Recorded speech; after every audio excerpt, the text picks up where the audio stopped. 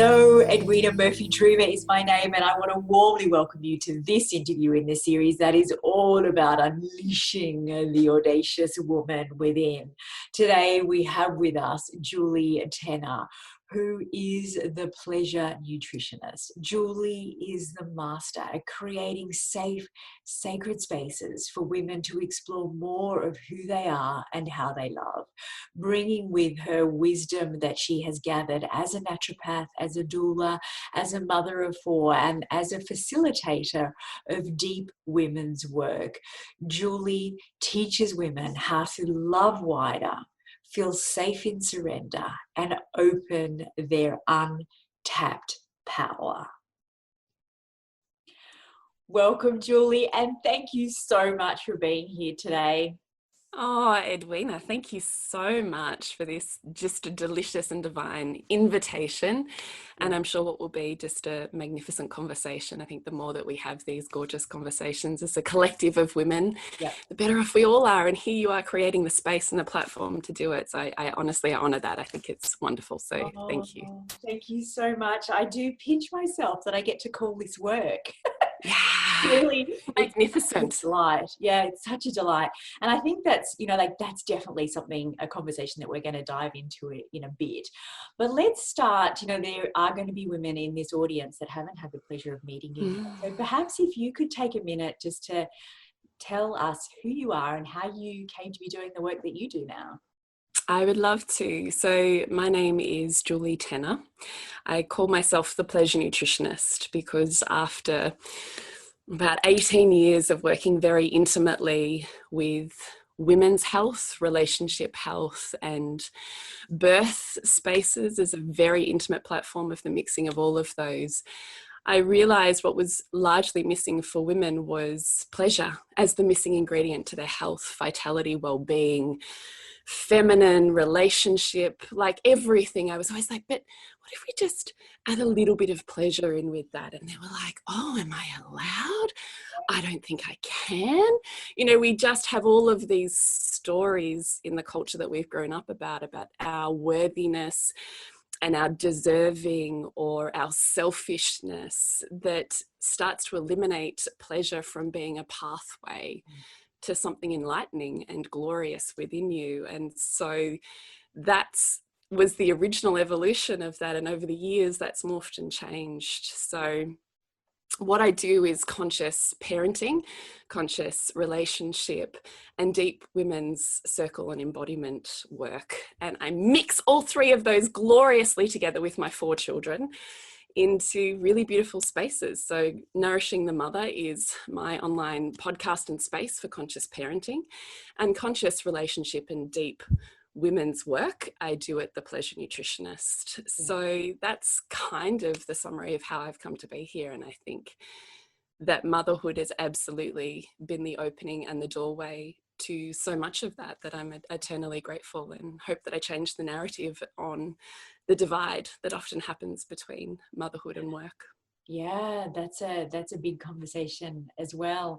What came to mind was as you were talking about that almost permission for pleasure. In the movie Eat, Pray, Love, they talk about dolce far niente, which is the sweet art of doing nothing. And I don't know if you've seen the movie, but it's just gorgeous moment when they're sitting in the barbershop. And the Italians are like, you Americans or you Westerners, you've got to earn the right for pleasure. Whereas we just accept pleasure as part of our culture. And I haven't done that justice to how they say it, but that's the essence of it. And it's so true, isn't it? It is. And it's so glorious. I actually love that movie. I actually put it on and watched it with my kids a couple of weeks ago. So it's glorious. It's such a gorgeous movie. Yeah. Beautiful. So maybe if we look at pleasure in a bit more detail, we have had people in this episode that are talking about it from the area of sexual health, but it's so much more than that, isn't it? So when you talk about pleasure, what are you talking about? For me, I'm talking about the essence of the doorway into the feminine. So possibly the 2 areas that we diminish or minimize within ourselves, and perhaps create too much of a superficial conversation around in our external world is our invitation into pleasure and beauty as being the gateways into the goddess within us, outside of us, the honoring of and the existence of what is essentially a divine feminine essence within us. So we all have a spectrum of energy that exists within us. One end is feminine, one end is masculine, and we slide up and down beautifully amongst that, depending on what we need to do. If we need to be goal focused, holding space, on the go, hitting a target, then we're going to be using our really beautiful masculine traits and attributes, which is what our culture so celebrates. Yeah. The feminine traits and attributes sit so deliciously at the other end, the gifts of beauty and nourishment and cellular and soul rejuvenation and inspiration. Like it's the muse energy, and our gateway always into her within us and outside of us is the celebration of beauty and pleasure. Yeah. So when we have a culture that minimizes and makes superficial the experience of that, we end up largely feeling dried up and exhausted because we're running so long in our masculine, we don't even know how to jump into our feminine. So for me, pleasure is the essence or the wellspring that allows women to come alive and invite amplified sensation and just beautiful, soulful bodied movement in whatever they choose, their work, their art, their relationship, their parenting, their own health and vitality and well-being. So for me, pleasure is a larger conversation than specifically around sexual pleasure. Yeah. I think, I mean, it's pouring with rain here. I don't know if it's raining where you are, but it's pouring with rain here. And as I'm thinking about pleasure, it is that slowing down and seeing the rain hit the windows and enjoying each mouthful of food and actually experiencing the pleasure of what we're eating, rather than it just being this kind of robotic thing that we do while we're watching TV and you don't even notice what you're eating. And for me, it's getting dressed in, like clothes that make me feel good and putting on red lipstick and, the other things, fresh flowers. They are. Yeah, the ancient art of adornment is possibly one of our most forgotten and yet most heightened tools for worshipping the goddess. Like that's why we have statues covered in gold, and why the places we go to worship spirituality are given offerings of beauty and flowers and scents and smells and candles. Like it's all the sensory nature that creates the essence of the feminine, which is the space that transforms how you feel when you enter it. But we are also our own temple. So when we transform the space with us and we allow ourselves light and color and expression and experience and honoring of who we are, of course we become the blessing in the world as well. So yes to all of those things. I know that there's, it's something that I struggle with in this sort of endless back and forth with feeling like it's a bit indulgent, or it's, there's things that I could be doing that, I think there's conversations around vanity and, I sit on this fence of knowing that it's important, but trying to fight the inner conversations in my head around vanity or taking too much time for self, and there's things that I could be doing that's better.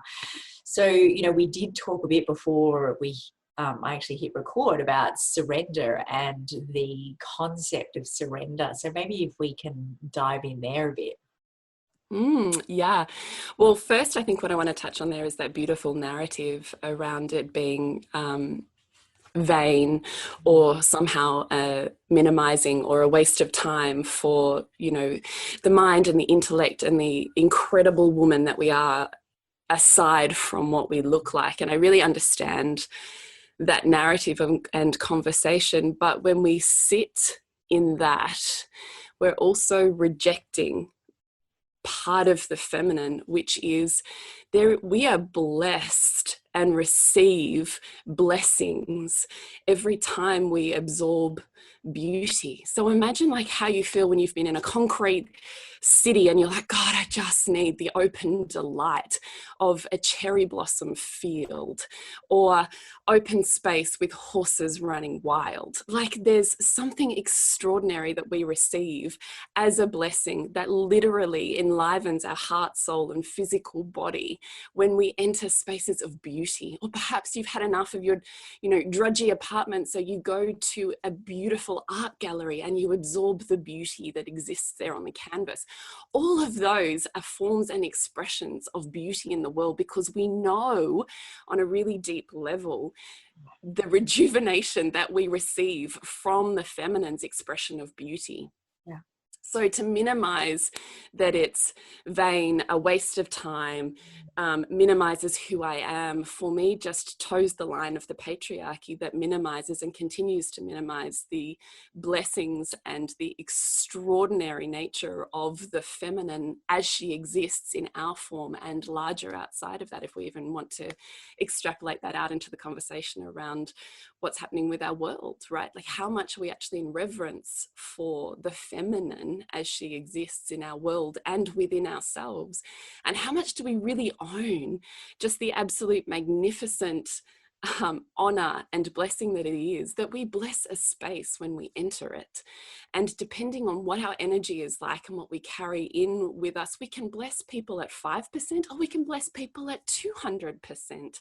Yeah. Same as a room, right? So I love and honor the feminine as she exists inside of me and outside of me to such a degree that it doesn't always mean I'm going to put on makeup, but it always means that I'm going to honor the energy and the expression as she exists in me today. Today, this is my art form. Tomorrow, the art that I hang on my wall of my body will be different, because I'm not a static one version of art. I'm the full spectrum. And so I honor that and I offer that as an enlargement or an amplification, because every time we add on an expression of how we're feeling, it amplifies the energy. And the more we amplify the energy, the bigger the capacity for blessing the people, the spaces, the rooms that we're in. So I don't ever look at it as being something that is a waste of our time or a minimization of who we are, or that by spending time on my body or on how I feel and look is in some way, anti-feminist to my intellect and my incredible mind. I don't see them as one taking away from the other. I see them as an all-round amplification of my magnetization and my blessing in this world. And I think that's what we're here to do, is bless the spaces as feminine beings. We're here to worship that. So why not begin with the most literal worship that we have? Your words are so evocative. I can just feel myself getting pulled in. Like I just want to dive in to that beautiful mind of yours, mind and heart. It's such a delicious space. And when you talk, I can, the way that you talk about things, about women and the divine is just delicious. Thank you. That's what I want. I want there to be a conversation that says you get to be feminist and feminine.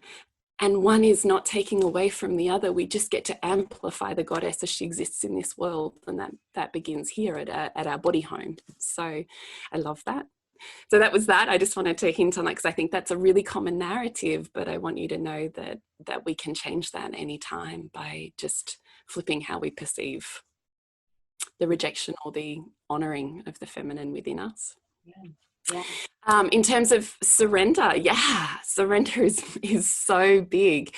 Surrender is such, I find it quite funny because I think in our pop culture, we love to throw around words like divine and surrender and feminine, but I worry sometimes about the depth of knowledge and understanding around what that actually means, because I spend a lot of time with the women that I work with understanding what surrender requires. So surrender, so I grew up, my father was a yogi, so a 1960s yogi. So I had a very different spiritual upbringing. So by the time I was 13, I could meditate with the best of the transcendentalists. So what happened though, because he was a traditional yogi from a traditional style of yoga, it's a very masculine practice. So here I was in this beautiful feminine incarnation of this blooming body that was really hard for a man who probably had levels of rejection around what that meant.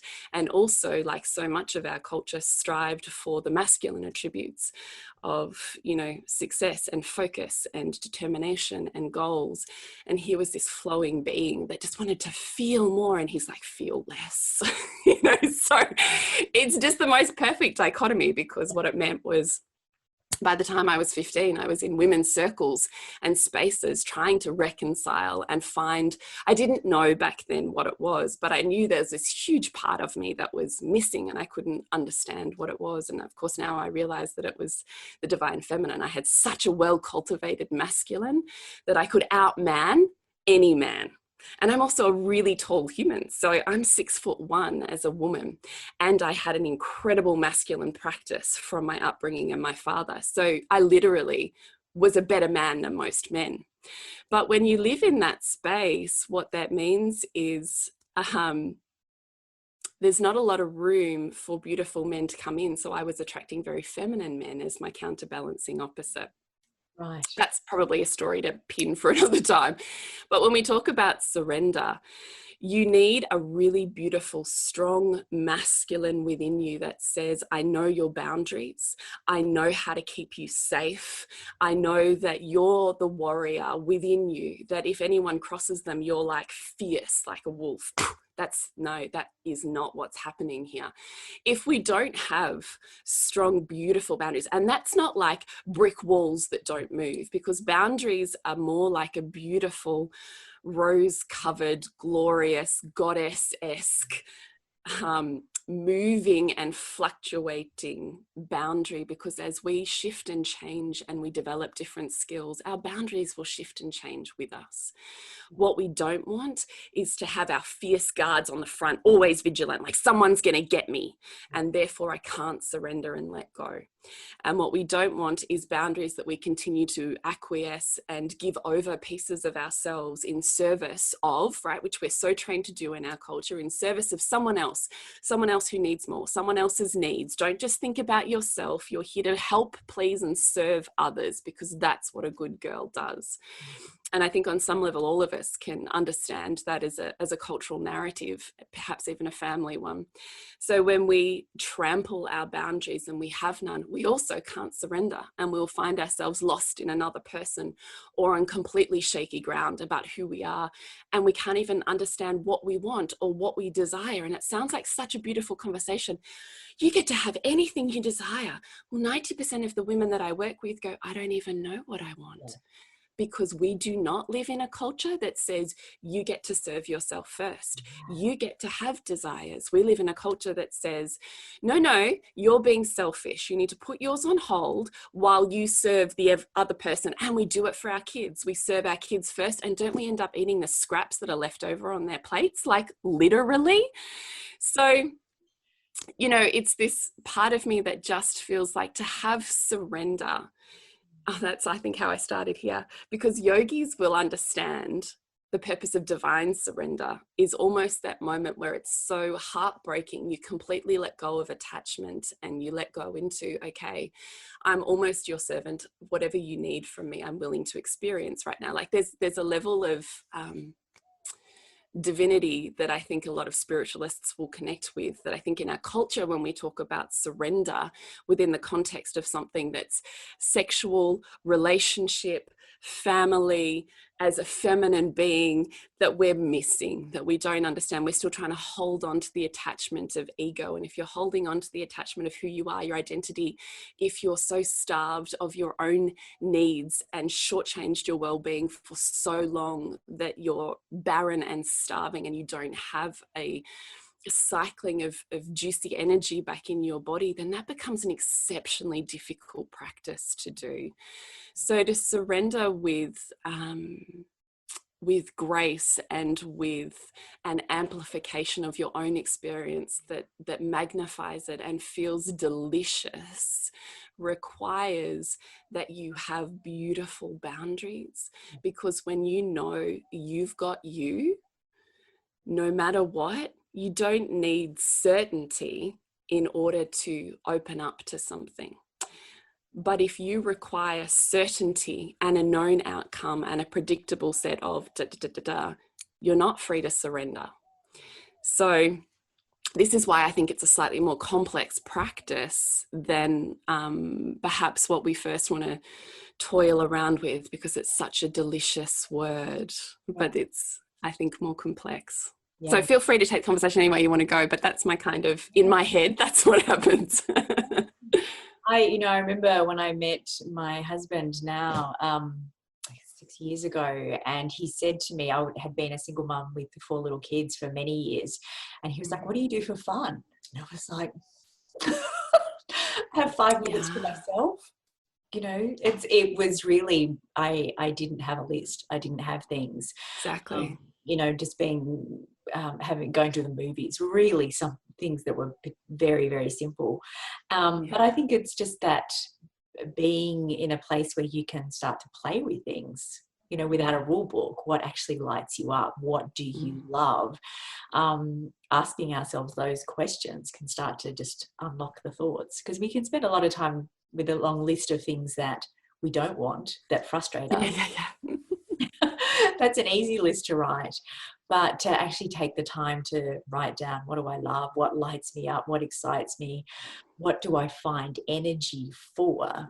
Then those pleasure, joy things can start to unlock.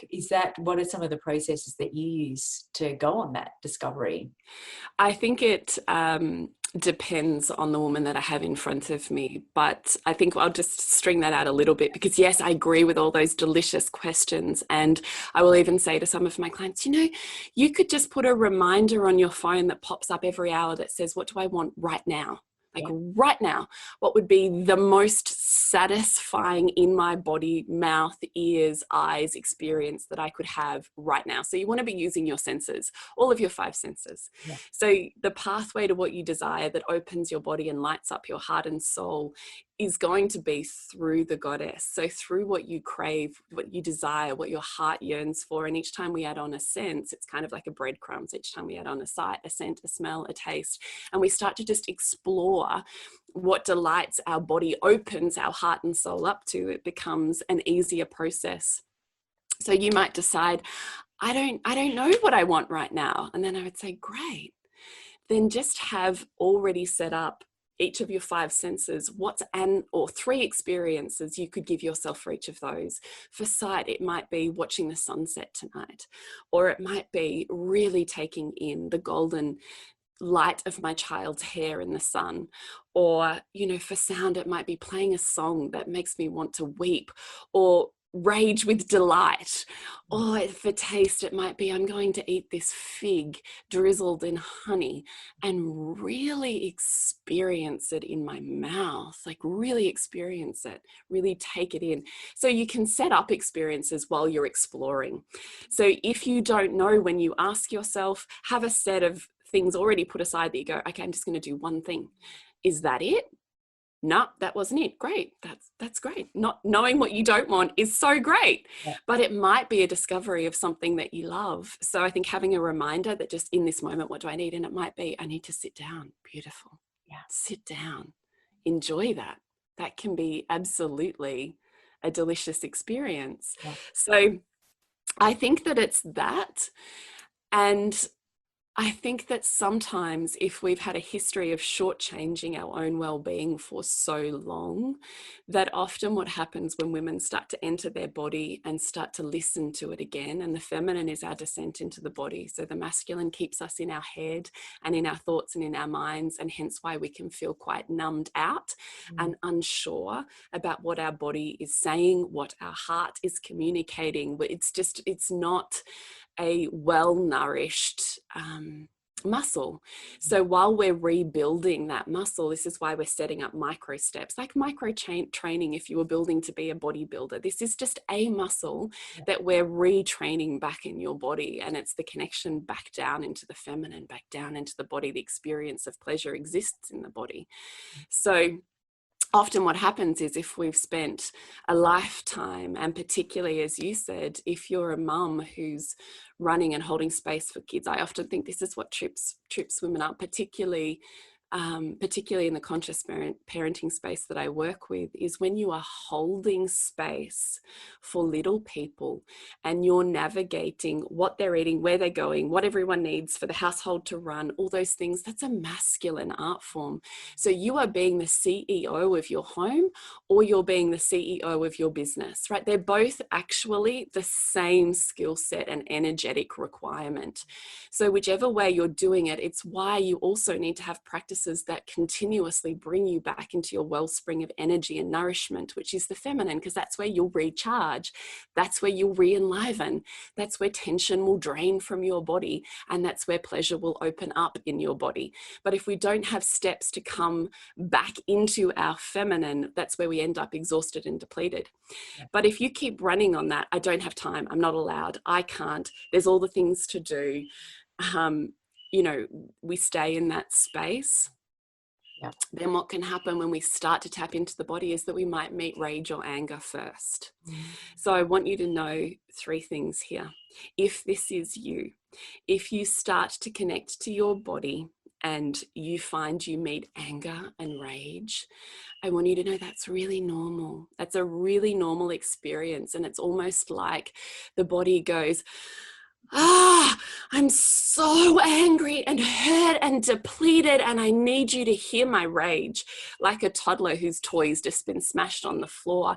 They don't need us to fix it. They just need us to listen to the fact that it's hurting, and it has hurt for a really long time. And I would love for you to listen to that inner child, inner teen, inner woman, inner lover that's been hurting for a really long time while you've just kept on going. So this is where you might instigate an anger practice of some sort, or move that energy through with outrageous dance or something that feels really good, because under that energy is where you start to come to life. So the energy of rage and anger is the most enlivening, kickstarting energy you will ever experience in your body. So if you've been feeling really depleted, flat, not connected to your soul's purpose, guess what?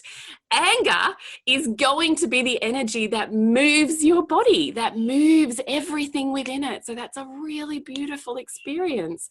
And under anger, when it moves through its cycle and it dissolves and it changes, anything that's fully felt, fully leaves, will turn into hurt. So under anger lies a hurt, and that hurt is that heart opening. And you want your heart to open because you want to be able to listen to it, and you want to be able to hear what it has to say, because it will lead you in the direction of your purpose and what lights your whole life up in every area. It gets to be our heart that guides us rather than our head, because our head is our masculine, our heart is our feminine mind.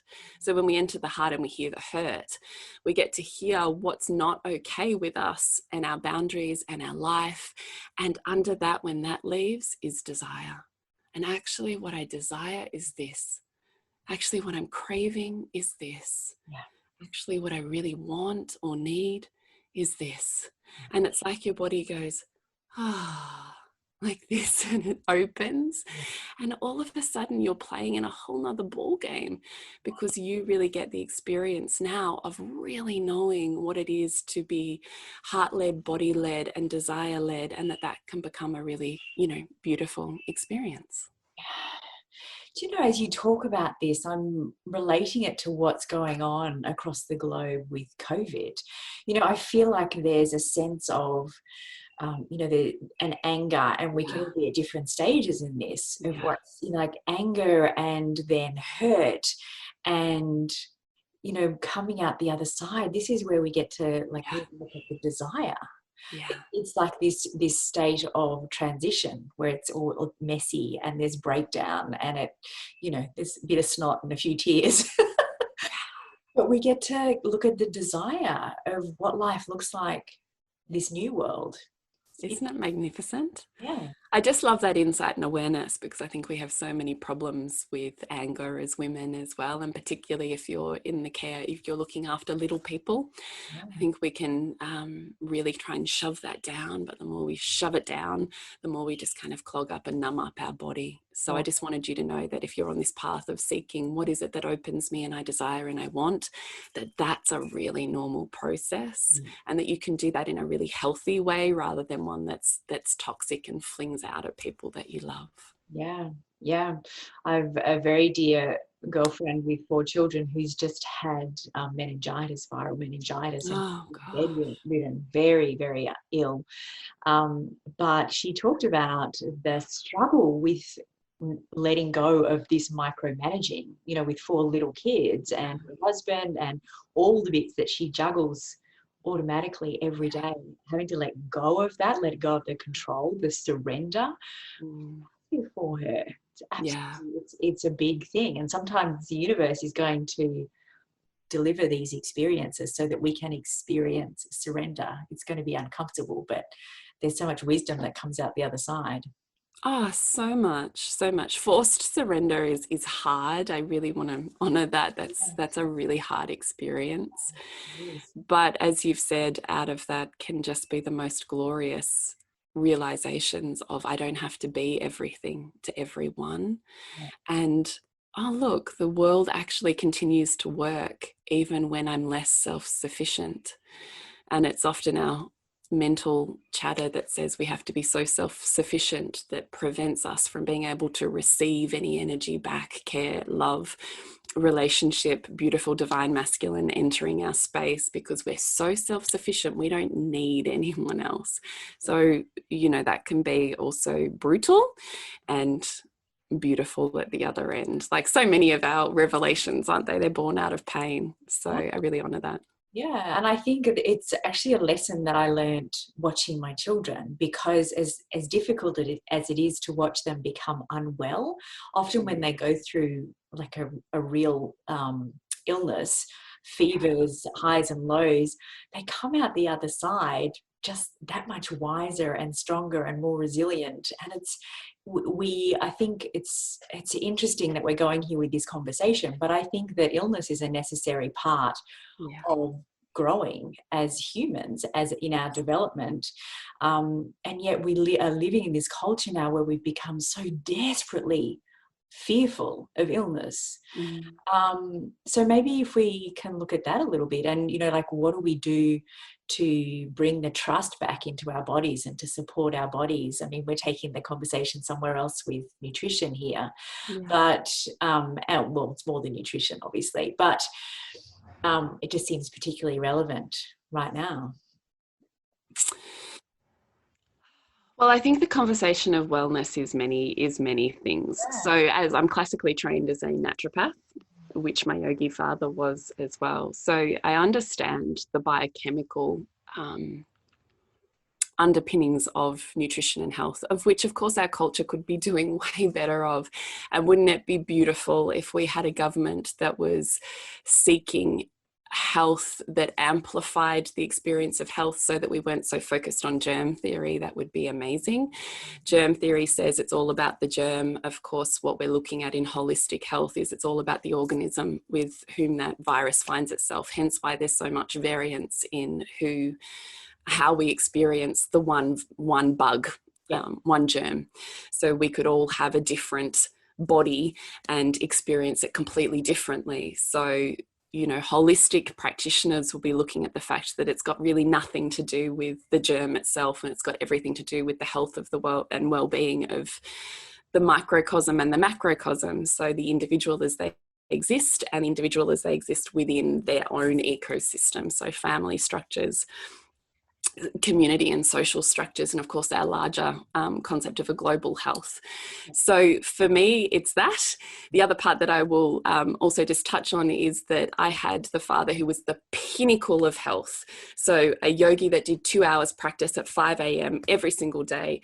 Back in the 80s, we were eating muesli, brown bread. We were not allowed white bread. We were on kombucha. We had the electromagnetic deflectors. He did everything from a naturopathic perspective that you could think of. But he died of cancer.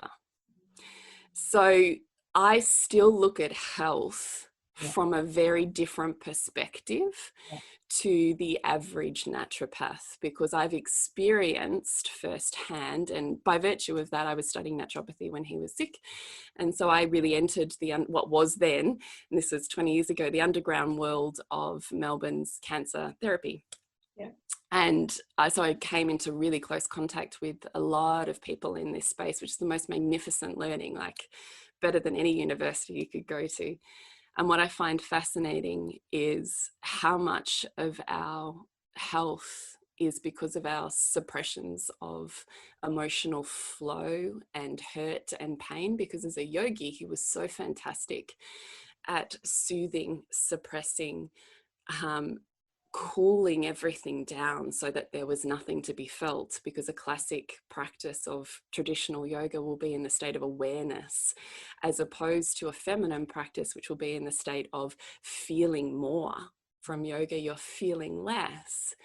So for me, the concept of health is also about the mental and emotional health of the microcosm of the individual and of the function of the entire universe in which they sit. So between them and their intimate partner, them and their family members, we form a complete universe on our own and with every relationship. So all parts are expressed like yin and yang in our entire universe. So I'm also fascinated by family dynamics, relationship dynamics, the function that we see in the dysfunction of disease, health, wellness, and the mental and emotional repression or suppression that can often be like, Louise Hay's probably one of the greatest that talks about the concept of it being a metaphorical experience of the body speaking to you about something that's perhaps more etheric. So I don't know if that answers your question, but when I think about the health and the well-being, that's probably the most tenuous point for me, is I have such a reference point on what that was with my father, who was classically so healthy, like you couldn't fault it. Yeah. And yet was eaten up alive on the inside. Yeah. Really. So I look at it both ways. It's a really interesting conversation. I think there's so much more awareness around this, the power of, like our thoughts and that inner world, the effect on our health and, well, everything around us, really. That's absolutely gorgeous. I think that I'm looking at where we're running short on time, and there's so much information that I want to dive into with you. Just go where your heart feels called. We can pivot. That's cool. Whatever you want to do. Yeah. So I feel like, I'm, going back to what's going on across the globe. And I think that there's so many women that are listening to this that have so much wisdom to offer, but and like you've done with being a doula and a naturopath and your yoga experience and all the bits that you pulled together into what you do now. I would love you to talk about how you did that and how you offer what you do to the world now, because I believe that's going to plant some seeds of possibility for other women. Thanks, Edwina. I really love that. And I loved your concept of being audacious. I'm like, yes, you should be audacious and have audacious dreams. What an absolutely magnificent word. Yeah, I really believe that. And I think what is probably a bit different about me is that motherhood has always been pivotal in whatever the experience of my self-evolution and evolution of relationship has been. So I always think when we're going forward, sometimes it doesn't make sense. Like there's so much of what I did that was so disparate that it doesn't make sense. And for a really long time, I used to like just box it off. I would be a naturopath here, and then I would be a doula over here, and then I would be a mother here. And it was almost like that concept of I'd put on this hat and then I'd take it off, and then I'd put on that hat and then I'd take it off. And I function very similarly in my relationship. So I'm mother here, and then I need a process to take off that hat and then be seductress here, and then I need to take off that hat and now be back to mother. It was all of this separation and compartmentalizing that becomes overwhelming when you have so many. It's like that concept of holding so many balls under the water, isn't it? So what I learned was that the more I blended them together, the more I blurred the lines and colored outside of them, the more I brought them in together, as opposed to thinking I needed to be something different here to what I am here. The more I did that, the more aligned, lit up, and just glorious my career, relationship, and parenting has become, because the more I've brought them together, the more everything amplifies, as opposed to the more I was trying to keep them separate, the more I felt stretched and was experiencing dysfunction in many different forms. So when it comes to looking at what you want to do with your life from here and from COVID, I mean, like you, Edwina, I would love women just to look around at possibility, like you, like me, like I'm sure all of the women that are in this Audacious series, and see possibility that exists outside of the narrative that we ourselves have grown up with, perhaps are even macerated or saturated in because of our location, and to see what an enormous opportunity we have to connect online and see wider than what we've ever been able to before. And the feminine is always meant to be a muse. So find your muses, prove to your own mind that it's possible, and then look at the genius that you have, the life that you have led, the things that break your heart and the things that absolutely piss you off are completely important and on purpose for what it is that you're here to heal and do in this world. So I don't think that they're irrelevant. Pay attention to those things. Pay attention to what you like, love and adore and open up into. You have a genius there, and probably you won't see it because it's your genius. That's the thing with our genius. We don't see it. So I would love for women just to see that it's entirely possible. I have 4 children. You have 4 children. You did it clearly as a single mother as well, which I totally honor and take my hat off to. That there's no rules other than the ones that are self-created. So find your muses and then find the spaces that they hang out and be in their energy. This is why the feminine blesses with her energy. As soon as you plug in to someone like you, Edwina, or me, or this space, programs like Audacious, as soon as you energetically plug into that, something automatically shifts in your energy and therefore in your possibility. And I just think you can choose to do more of that and open up the life that you really want to be living, because there really are no rules other than the ones that are self-created. Yes. I love that you talk about not being able to put you in a box. You know, there's all these different fabulous bits that go to make up Julie, which is what makes you so delicious and beautiful. And the minute we pop ourselves in one of those boxes and have these hard walls that we should, and as mothers, you know, not everybody listening to this series is a mother, but, you know, as women, we can do this to ourselves. And the very definition of audacious is bold, daring, and without restriction to prior ideas. So what if we just shed those, you know, those ideas about who we should be and play with something different? Yeah, I 100% celebrate that. And I would love to think that that's what women do outside of this as well, is use this as fuel to create what it is that they're desiring to create, right? And I think if I can just put into other words so that the message really lands for people, is this idea that, you know, we all have wisdom. We've been on journeys. We bring with us, whether it is that we make the best cupcake on the planet, or we sew, or we paint, or we are rock stars at making lunchboxes. This is wisdom that we get to pass on as it women. is. And you can turn that into a career. It's all there. It's all there. Then you can do abilities. I totally believe that. I really do. I really do. And I think that's always our purpose, is to bring consciousness forward, or to whatever's channeled through you is yours to bless this world with, right? Like, that's meant to be here. So pull it forwards, and it becomes an ecstatic experience for this earth. I don't think that there's any accidents. Yeah, absolutely. I know you have a beautiful gift for our audience. Could you take just a minute to let them know what that is? Yeah, well, I just thought out of this, what might be magnificent is just a guided meditation on taking up space.